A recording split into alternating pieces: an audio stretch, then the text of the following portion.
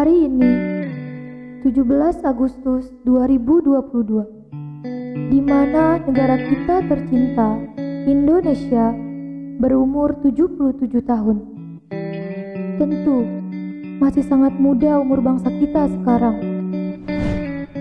1945 berawal dari para pemuda dan pejuang bangsa yang berjuang demi kemerdekaan negara kita tercinta, termasuk para santri yang juga berjihad untuk negara ini. Peristiwa yang disebut Resolusi Jihad 22 Oktober 1945, 2 bulan setelah kemerdekaan. Pertanyaan yang menggelitik dalam hati dan pikiran adalah, bagaimana kondisi bangsa kita saat ini yang masih sangat muda?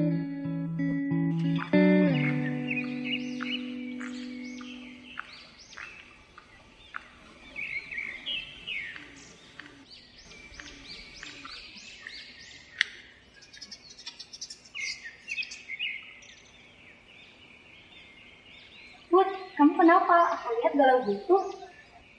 Tahu nih kak, aku lagi bad mood. Hari ini hari kemerdekaan Indonesia loh. Semua orang pada ngerayain lomba tuh, kok kamu sendirian aja? Iya, merdeka. Tapi aku lagi mikirin, kok aku lihat-lihat sekarang Indonesia agak sekuler ya? Padahal, peran umat Islam dalam memperjuangkan kemerdekaan sangat besar. Bahkan, banyak juga para santri yang turun tangan. Ada askar perang Sabil dari Aceh, dan masih banyak laskar Islam lainnya di daerah. Mereka sangat gigih berjuang membantu TKR untuk mempertahankan NKRI dengan perang melawan sekutu Belanda yang akan kembali berkuasa di Indonesia setelah Indonesia merdeka. Semua itu ada dalam peristiwa Resolusi Jihad Nahdlatul Ulama yang diserukan oleh Ki Haji Hasyim Asy'ari. Dan juga banyak banget pahlawan-pahlawan muslim yang berjuang. Ada Abdurrahman Soleh, Bapak Fisiologi Kedokteran Indonesia, dan ada juga Sultan Hamengkubuwono yang membantu perekonomian Indonesia dengan menghibahkan kekayaan pribadinya sebesar 6,5 juta gulden. Kamu tahu itu kan? Oh iya, aku tahu beliau. Beliau itu sultan dari kerajaan Yogyakarta ke-9, sekaligus kerajaan pertama yang bergabung ke negara Indonesia. Dan gulden adalah mata uang Belanda sejak abad ke-17 sampai 2002 digantikan dengan euro. Kalau dirupiahkan saat itu jumlahnya hampir 500 triliun. Dan masih ada lagi sultan yang menghibahkan kekayaannya untuk Indonesia, yaitu Sultan Syarif Qasim II dari Kesultanan Siak Sri Indrapura Riau. Beliau menghibahkan kekayaannya sebesar 13 juta gulden, 2 kali lipat dari Sultan Hamengkubuwono yang kalau dirupiahkan sekitar 1074 triliun. Nah, itu kamu tahu? Iya, dan saat itu di awal kemerdekaan Indonesia, keadaan perekonomian sedang sangat buruk, kas negara kosong, pertanian dan industri pun rusak berat akibat perang. Blokade ekonomi yang dilakukan Belanda pun membuat perdagangan dengan luar negeri terhambat. Kekeringan dan kelangkaan bahan pangan terjadi di mana-mana. iya bener banget tahu. Tapi kenapa sekarang semua itu seperti terlupakan ya? Iya sih, tapi kamu tahu nggak kondisi ekonomi ini sekarang gimana? Kalau yang aku lihat sih, ekonomi sekarang tidak membaik. Bahkan inflasi pun menambah.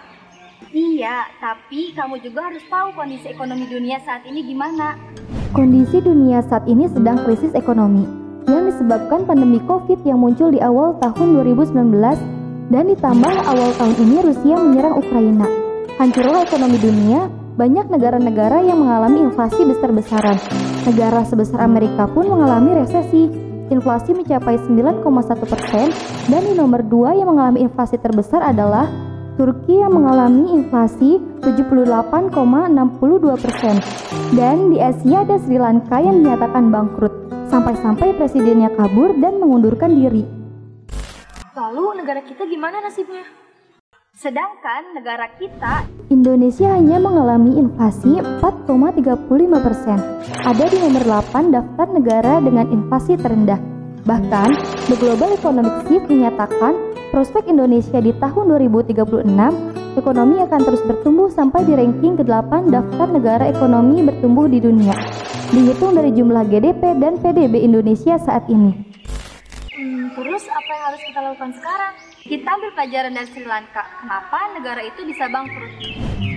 Ekonomi Sri Lanka terhambat karena sering terjadinya perang saudara, berlakunya kasta tertinggi dan terendah, basis agama, dan pemerintahannya yang suka cari muka.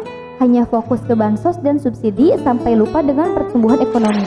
Nah, yang harus kita lakukan adalah berkontribusi dalam membangun dan meningkatkan ekonomi Indonesia. Kita harus lebih produktif, kita harus bisa menciptakan sebuah produk, kalau bisa sampai ekspor ke luar negeri. Dan kita juga harus mencintai produk lokal, bantu para UMKM dan kurangi membeli produk impor. Kita juga harus jaga satu kesatuan Indonesia.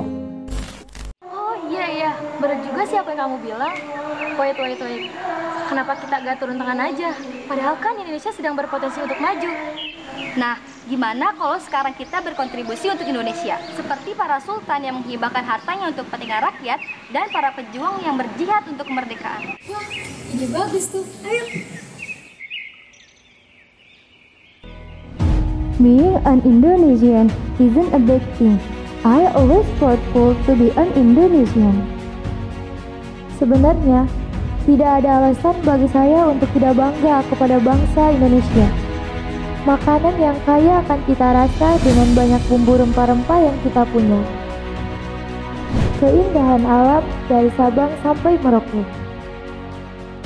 Semangat berkompetisi yang tidak dapat dikalahkan oleh bangsa lain. Prestasi anak muda bangsa yang membanggakan dan semangat kesatuan yang tak pernah padam. Indonesia memiliki banyak kebudayaan yang bisa kita lestarikan. Indonesia is not a poor country. Indonesia is a rich country. We just need to contribute to build this country. Mayoritas anak muda sekarang berpikir kalau negara ini sepenuhnya urusan pemerintah. Padahal kita juga hidup di negara ini. Lalu, kenapa kita tidak mau turun tangan?